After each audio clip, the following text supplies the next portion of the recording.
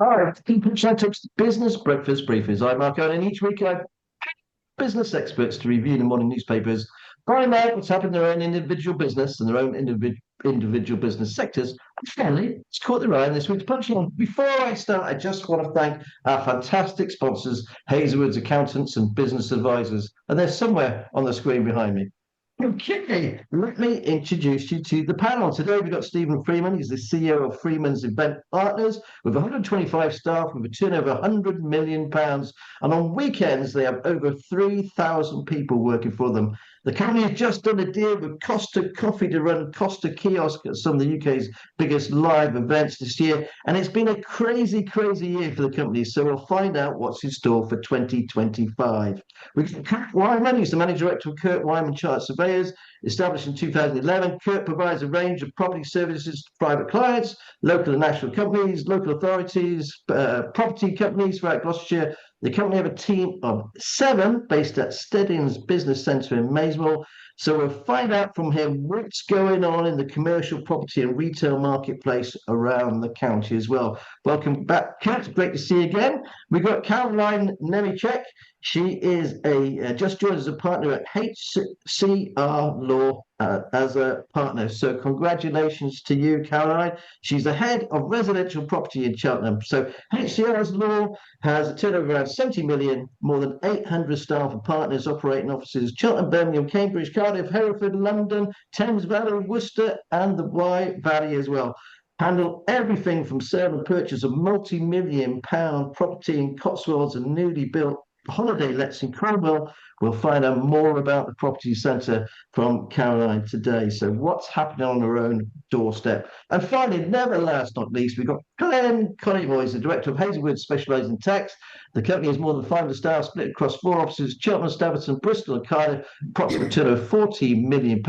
Christmas is just around the corner. So we'll find out what the falls are for tax-wise that we should all be mindful of. And Glenn will unwrap the answers for us. Okay, before we start with the panel, let's see what's making the headlines. Okay, let's start with the Telegraph, courtesy of the BBC. Financial Times. NATO's European members discuss lifting defence spending to target to 3%. The Eye. NATO warns Europe it must move to wartime mindsets as UK faces new Trump clash over defence spending. The Daily Mail. Andrew's advisor is banned over fears he's a Chinese spy. The Times. Chinese spy with links to Andrew banned from the UK. The Daily Telegraph. Andrew links to China spy revealed. The Daily Express. Questions must be answered over awful case. The Mirror. Stuff of the children. Just a terribly, terribly sad story. The Guardian. Some jury trials may be axed in plan to ease the court backlog. The Metro. Out to lunch. The Daily Star. It's more about sarnies. And the Sun. Palace Christmas Party Puncher. Okay, here's the headlines for today. Let's start with you today, Glenn. What have you picked out from the papers? Okay, so I'm online nowadays. So we've got the iPaper, which I'm trying to show there, but it's not show too well there. So in the eye, the headline is small firms facing closure over high inflation and changes. What's happening there is it's rolling on from what we've heard so much before, which is the issue with the entertaining sector having such difficulty because of increased wages as a result of increased wages cost because of the rising in national insurance. We've got a rise in national living wage and then a reduction in the relief for business rate for small businesses. And there's severe concerns, even in the centre of London, where they're saying they're just nowhere near as busy as they would normally have been, in years gone by. And the future isn't looking too great as far as a lot of small businesses are concerned. Something close to the heart of Hazelwood's, which is farming. Last time I was on the show, I talked about the changes in inheritance tax and how passing on to the next generation is going to be very challenging. With the fact that the inheritance tax relief, agricultural property relief is going to be restricted. And then just to add insult to injury, the weather didn't play nice and it was so wet that over the last 25 years, this harvest was the second worst on record, with I think the take was something like 5 billion tons less than would than normally be the case for things like wheat and grain and cereals and those things crucial to sustainable food production. And then just a bit of a Christmas finish. So, whoop. So we've got the Sun talking about the latest Gavin and Stacey, and I particularly loved that picture. I'm going to hold that back up again. If you look at the hotel, it's what's occurring. Will we be reaching it on Christmas Day? I think I certainly will be. You Gavin Yeah, and I Stacey think stuff? so. Yeah, I think so. It's turned into a national treasure, hasn't it? It has. Okay, thanks ever so much for that, Glenn. Caroline, I'm going to bring you in. Thanks ever so much for joining us today. Are you a Gavin and Stacey fan? Oh, yes, definitely. I'll be tuning in as well. Good stuff. So, what have you picked out for the papers for us? Right, so I've been looking at the property sector really. So from the Times, they're talking about the housing market, and there's been a bit of a recovery in the market over the summer, but agents are warning that that was probably a blip. And agents are being quite cautious about their predictions for next year. Um, Only about a third of agents think they will sell more properties next year than they did this year. And this year has been quite difficult for various reasons. However, there's still quite a lot of optimism, I feel, in our locality. Certainly, we are seeing increased instructions from sellers and buyers. And I was speaking with an agent yesterday, actually, who believes that 2025 will be a lot better in the Cheltenham and Gloucester area for us. I think the general feeling is people have been waiting until next year to decide what to do. We had the stamp duty, land tax increases at the end of October, announced at the end of October, and also in Wales just recently, the land transaction tax, which is the Welsh version of stamp duty, is also set to increase. So I think there will be quite a rush between the new year and the end of March in the local area, certainly, and probably nationally, to beat some of these rises, both for existing homeowners and for first-time buyers. So generally, I think there is a cautious optimism in our area relating to that, and we look forward to a busy time with property transactions. The other, and also just that price rises set for a bumpy year in London, which often drips down to the Cotswold area as well, as things become more valuable and a more productive and buoyant market. Okay, thanks ever so much, Caroline. Okay, Stephen, let's bring you in. What have you picked out from the papers, please? Or the I've Nationals? I've picked out the fact that Saudi Arabia obviously has won a 2034 World Cup, and if nobody has actually delved in a little bit to the stadium infrastructure that they're building in that venue, 15 stadiums will be used, 11 brand new stadiums built, as well as a massive infrastructure project of hotels, 15,000 hotel rooms, etc., etc. It really is a different level of the way investment is going into major global events, be it the Paris Olympics, Saudi Arabia for the Football World Cup. I'm pretty sure Saudi Arabia will probably get an Olympics announced in the next 2-3 years, if you like. The amount of event experiences and the investment that's going on globally is huge. And we are in a golden era, in my opinion, of events that you're going to start seeing the likes of Old Trafford develop, Tottenham having further development, Wembley's having development, Arsenal's having development. And those experiences are because people are willing to pay and increase their dwell time, increase their customer engagement across a various different platform of events. Twickenham's up for development, Murrayfield's up for development. So the amount of investment in the event industry, stadia in particular, in the next 3-5 years is going to be unprecedented. Have you been to Saudi Arabia, Stephen? Yes, I've been to Saudi Arabia. I went for the last Tyson Fury Alexander fight. Okay, well, and do you reckon you'll get some business out of this with the World Cup? Do you reckon? Sorry, I didn't get the question then, Mark. So, would you stand a good chance of getting some business with the World Cup? Oh yeah, 100%. We're working in. We've got a team of people out in Abu Dhabi at the moment. King Zayed Sports Stadium and City has just basically opened up. It's been there for a while, but they've just started to utilise it. And they got 4 nights of Coldplay there in January, and we got a team of people going out to sort that out. We've already worked in Dubai a fair bit and that sort of area, but Saudi will be the next country within that region that will have a footprint at. I think most event professionals will be involved in something besides the World Cup there and what they're trying to achieve. And you've got boxing going there for the Riyadh season.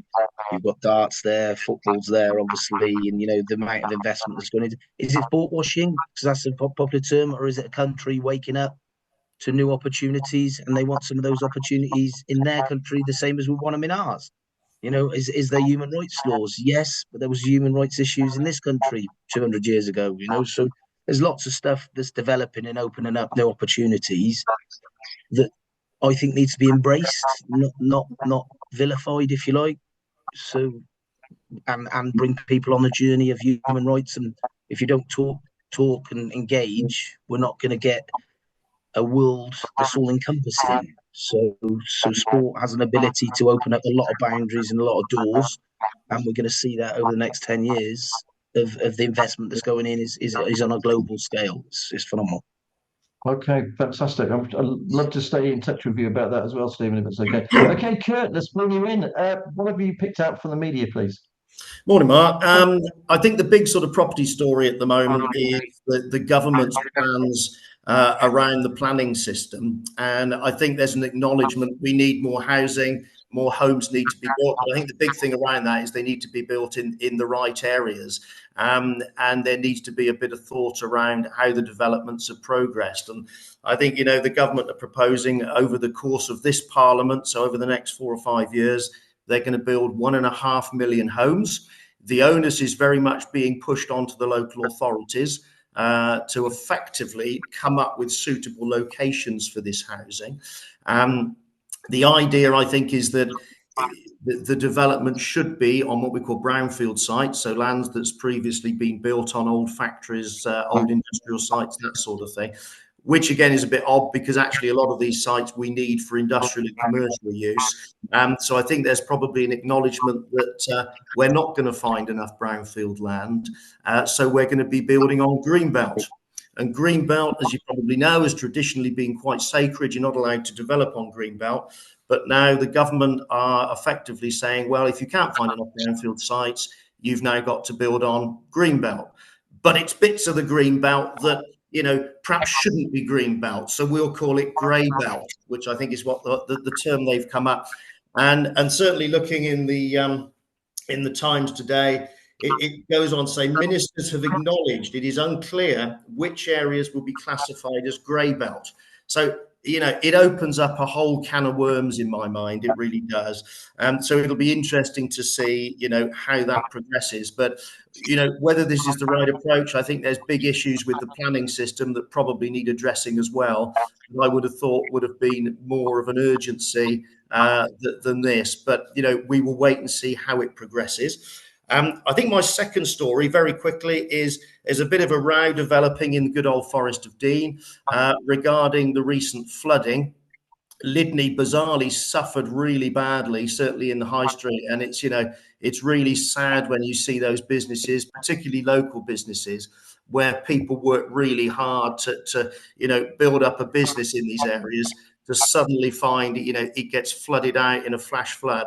But I think there's an accusation that the local authorities haven't quite moved quick enough to deal with the issues. And funnily enough, I was watching Points West last night, and a very similar thing came up, not quite in this area, but in Somerset, where they've lost a lot of power. And it's taken, a follow-on from Storm Dara, and it's taken the sort of electricity board down there a few days to get everyone's power back up.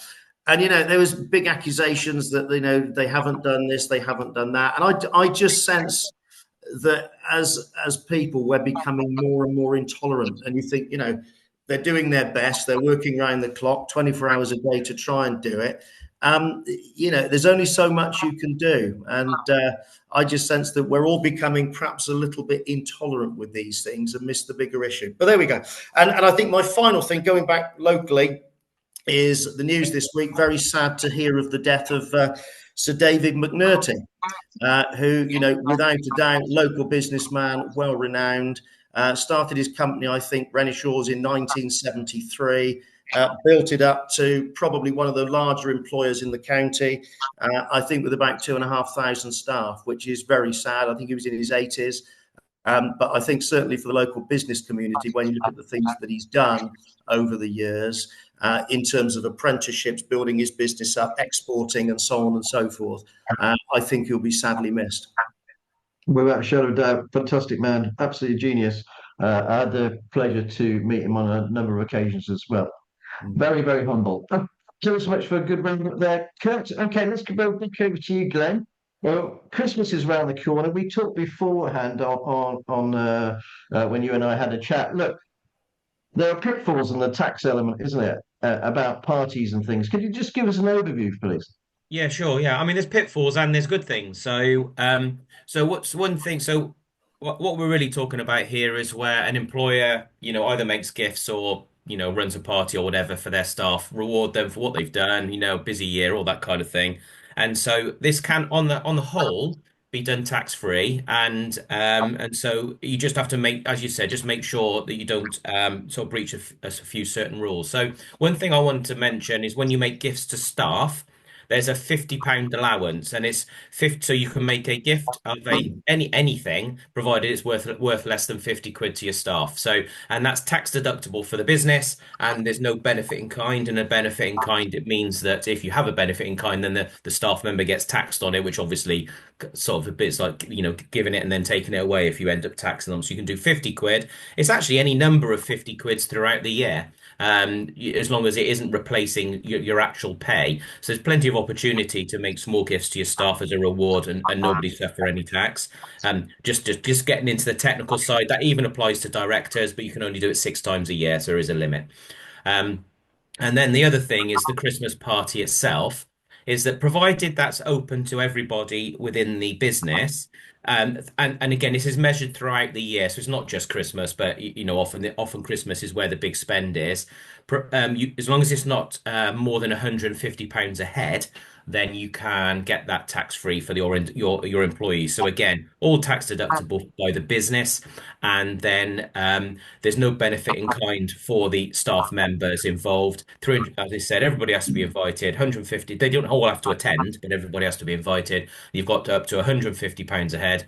As I said, just be careful for the fact that it's per annum. So if you're a great firm where you have other events throughout the year, then you just need to be careful you don't go over that £150, which is, as I said, accumulated. And I'll just warn you, there's a funky little weird rule about that. As I said, it's £150, but it's not a deduction. So if you had 3 events and then say one was £50, one was £50, and one was £80, you'll pay tax on the whole £80 because it's gone over the 150. It's not, you don't just deduct it, you get hammered on the whole lot. So that's just the only thing to watch out for. But otherwise, £150 a head's probably quite a bit. Well, it is quite a bit. So you can do quite well for that. And then probably I would just add to that. Let's just say you get into a position where it's a great business. You really look after your staff, and you know full well you're going to spend £250 a year on staff entertaining, looking after them. That doesn't mean they have to pay the tax. You can enter into what you call a PAYE settlement arrangement, where the employer decides to pay the tax for them. As I said, if you said to everybody, I've got a great party for us to go to, but by the way, you're going to be taxed on it, it doesn't sound quite so good. But you can do this PAYE settlement arrangement, meaning that the employer will bear the tax for them. Okay, thanks ever so much, Graham, for giving us a good wide view of that. Okay, Caroline, let's bring you back in as well. I'd like to talk to you about the sort of Cotswold property market at the moment. How's it faring? Because you read different things in national papers and stuff. Is it still buoyant out there? Yeah, I think we suffered this year, like the rest of the country, with uncertainty and people waiting, an election budget, etc. Also, it's been quite difficult to sell properties in Cotswold villages, where they were traditionally used for holiday letting, because there was a decrease in people wanting to holiday in this country this year. More people are now going abroad than they have done since COVID. So it's been a struggle. However, I think the Cotswolds is still very popular area for lots of reasons. We've got good links to the rest of the country. Of course, the natural beauty, and also there's some quite affluent areas where a lot of wealthy people like to come to enjoy the social aspect of, places like Soho House, etc. And it will always be popular, being an easy commute, if you like, from London for the weekend. But on the general housing market, we're still seeing a lot of movement. People are starting to think, right, well, I'm just going to bite the bullet. I've been thinking of moving. 2024, I wasn't sure, but now I'm going to do it, particularly before the stamp duty change. So I think the Cotswolds will always be a very popular area, and stronger than most other areas of the country. So I'm optimistic about it, and agents are, as I said, quietly optimistic too. First-time buyers also will want to get on the property ladder if they can, before the benefits for first-time buyers are reduced on the 1st of April. We see a lot of first-time buyers being helped by their parents. To get on the property ladder is quite hard and tough, but often parents who have the funds will want to do that because it's part of their own tax planning for the future. So yes, we're quietly hopeful that things are going to pick up this coming year, after a few blips along the way last year. You've just started at House and Clark Rickaby's. So Yeah. how long have you been in post? Has it a couple of months or a month? No, months. A month. A month only. And how's it going?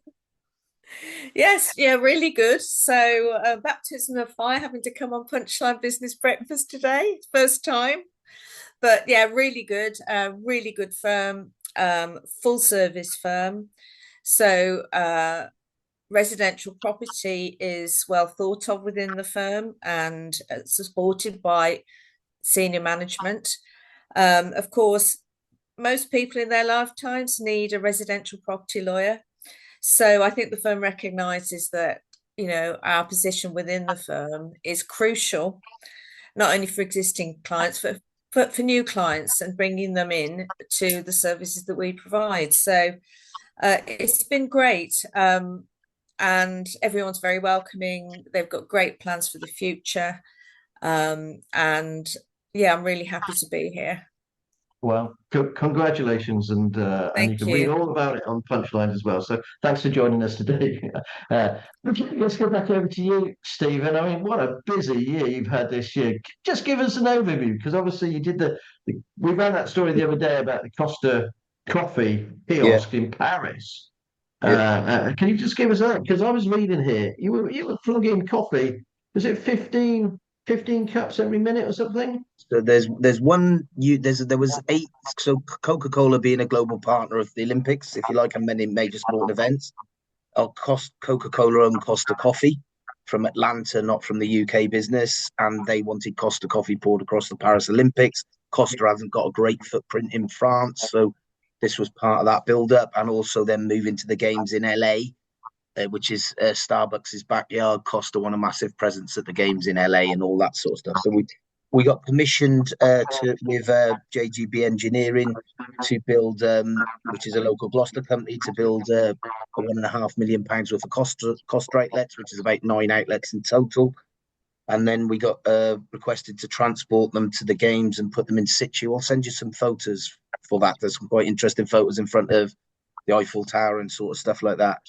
And then one of the outlets was about a 32-foot long 4 baritza machines that you see in the Costa shops.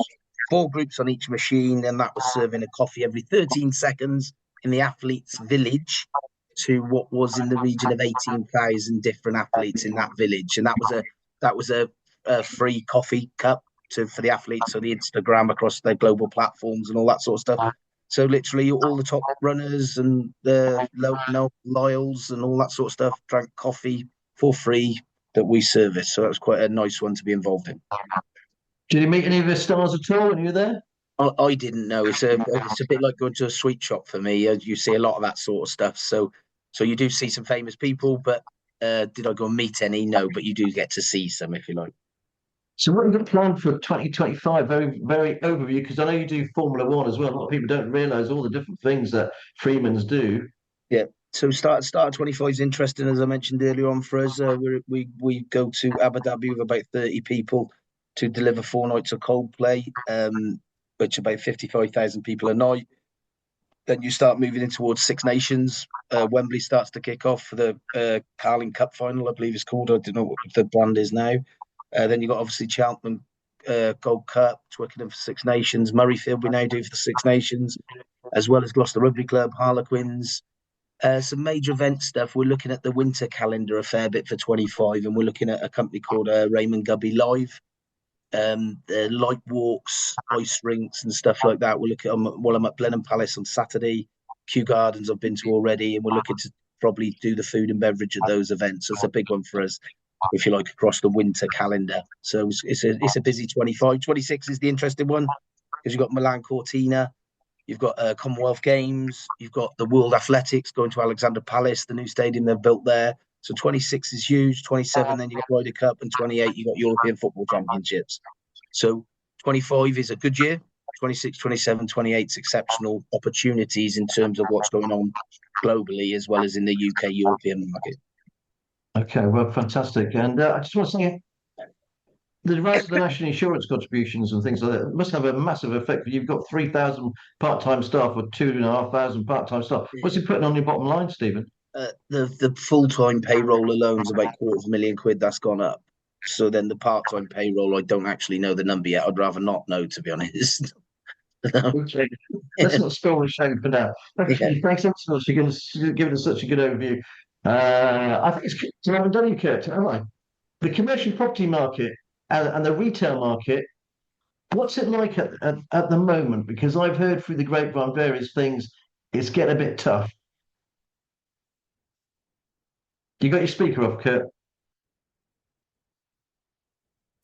Yeah, that's it. Sorry about that. Yeah, I think with the commercial property market, Mark, you've got various different subsectors, and each one slightly different. Starting with the industrial market. The industrial market has been strong for quite a few years now, to be honest. And if you're looking for an industrial unit of any shape, size, or whatever, it's very, very difficult. There's not many out there.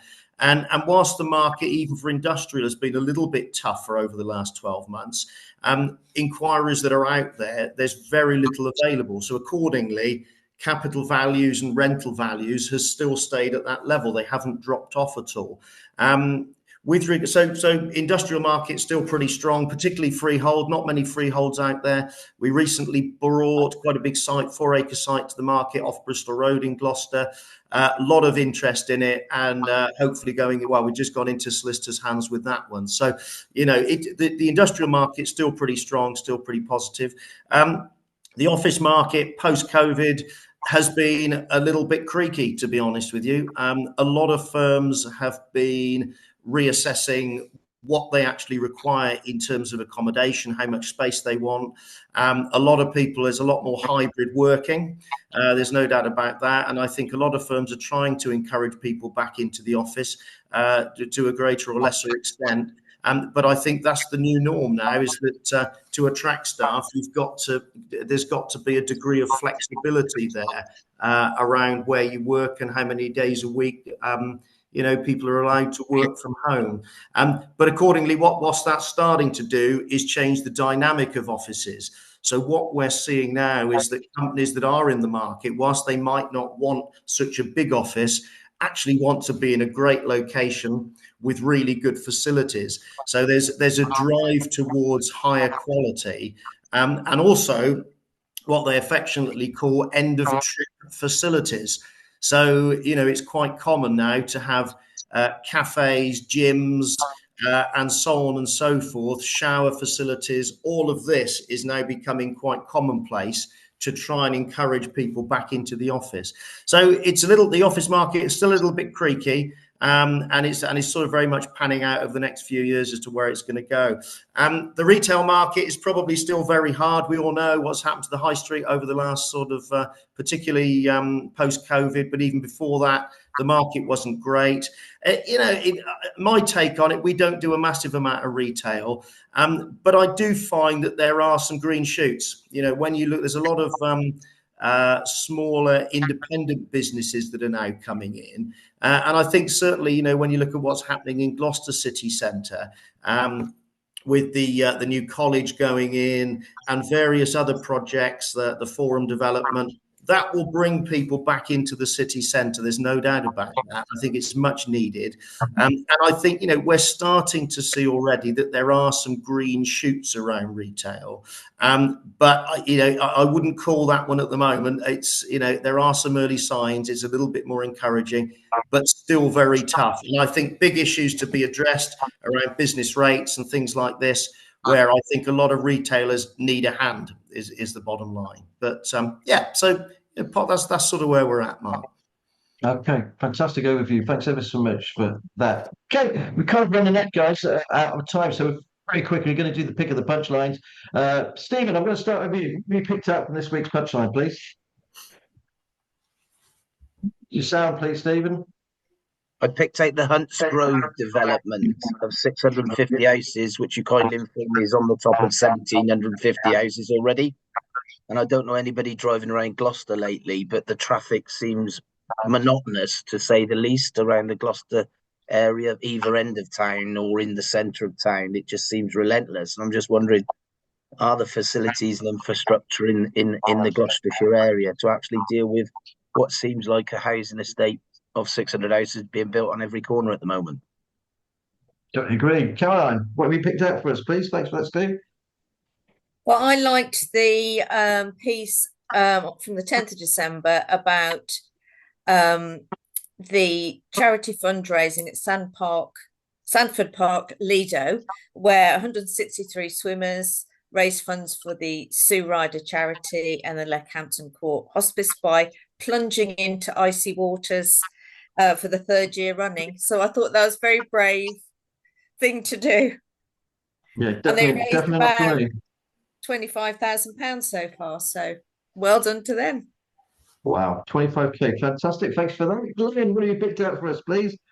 I picked out the new Forest of Dean MP Tours Ribena factory, not so much because I wanted to highlight the MP Matt Bishop finding Colford, but more specifically that I think it's a massive brand, and I think we often forget that Gloucestershire has got an enormous amount of, let's call it national, maybe international fame. There's little old Colford. And it's got Ribena in it, which is probably the most famous British non-alcoholic drinks brand. And there it is out of Colford, producing thousands and thousands of bottles of the stuff. And it kind of gets forgotten, really. And it always surprises me when every time I see it, it almost surprises me. So it was nice to be reminded. So thanks ever so much. I've been to that factory a number of times. Do you know there's a Ribena lake under the factory? Oh, okay. Like Charlie in the Chocolate Factory, but Ribena instead. It's true. It's true. What have you picked out for us, please? Who's that? Sorry, me, Mark. Was that me? The thing I picked out is as an article you did on Gloucester Quays. There's a lot of lease renewals going on. So coming back to the retail thing, I think that's really positive that a lot of those main high street brands are deciding to stay put, because I know it's been a little bit rocky, as we said, for retail, but certainly for Gloucester Quays to get off the ground when it came out, I think going back probably 10 years ago, slightly more, it was very difficult to get brands in there. It was a difficult time. The retail market was hard. And also they got a lot of bad press locally, which I thought was really unfortunate for them. But actually, it's great to see that a lot of these brands are staying put. There's a hell of a lot more footfall through there. There's no doubt about that. And no, it's just really good to see. A nice positive on the retail market, I think. Okay, thanks so much. Unfortunately, guys, that's all we've got time for today. I'd just like to thank my fantastic panel. Thank you ever so much for joining us today. My wonderful sponsors, Hazelwood's Accountants and Business Advisors. Thank you for watching the show. If you like the show, please like, share, and subscribe. We'll be back again on Wednesday for a big Christmas special. And remember, in between that and now, it's all in the punchline. Thank you. Bye.